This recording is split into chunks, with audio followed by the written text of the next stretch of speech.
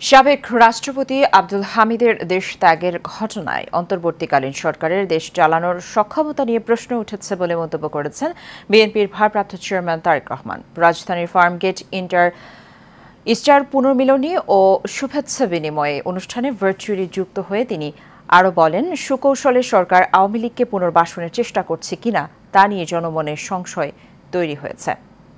শেখ সোহাগের রিপোর্ট।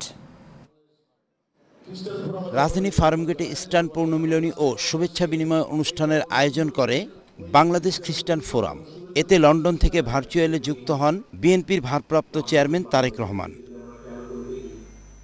প্রধান অতিথির বক্তব্যে বিএনপির ভারপ্রাপ্ত চেয়ারম্যান তারেক রহমান সকল ধর্মের মানুষের সমান অধিকার নিশ্চিতের মাধ্যমে সাম্য ও মানবিক বাংলাদেশ গড়তে চায় বিএনপি।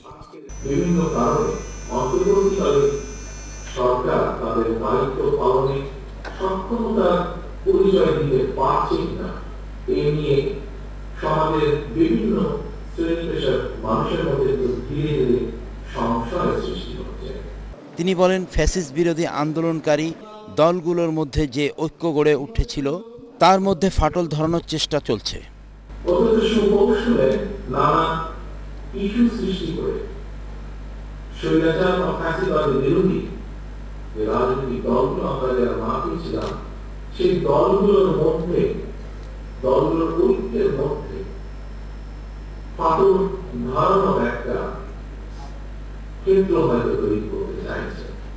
তিনি আরও বলেন, সাবেক রাষ্ট্রপতি দেশ ত্যাগের ঘটনায় সুকৌশলে সরকার আওয়ামী লীগকে পুনর্বাসনের চেষ্টা করছে কিনা তা নিয়ে জনমনে সংশয় তৈরি হয়েছে। সরকার নাকি তার এই দেশ ত্যাগের ব্যাপারে কিছুই জানে না। ঘটনাটি গতকাল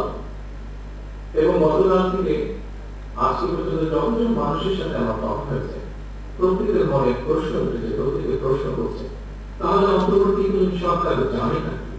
অনুষ্ঠানে বিএনপির মহাসচিব মির্জা ফখরুল ইসলাম আলমগীর বলেন, সংকটের মুহূর্তে বিভাজন ও প্রতিশোধের বদলে ভালোবাসা ও ঐক্যের মাধ্যমে দেশ গড়তে হবে। শেখ সোহাগ, এশিয়ান টেলিভিশন, ঢাকা।